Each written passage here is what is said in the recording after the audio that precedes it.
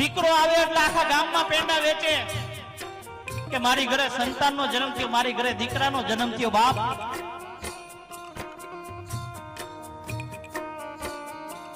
આખા ઘરનું મોઢું મીઠું કરાવે. ઈનોય દીકરો મોટો થાય ને એટલે પછી મા બાપનું મોઢું કડવું કરે. ઈનોય દીકરો મોટો થાય પછી મા બાપનું મોઢું કડવું કરે. અને દીકરીનો જન્મ થાય ને તો આખા ઘરનું મોઢું બગડી ગયું હોય. આખું ઘર એમ કે પાણો આવ્યો.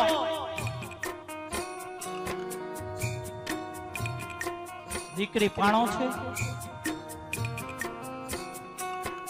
દીકરી તો તુલસીનો ક્યારો છે. બાપ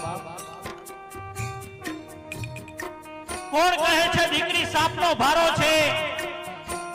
કોણ કહે છે દીકરી સાપનો ભારો છે?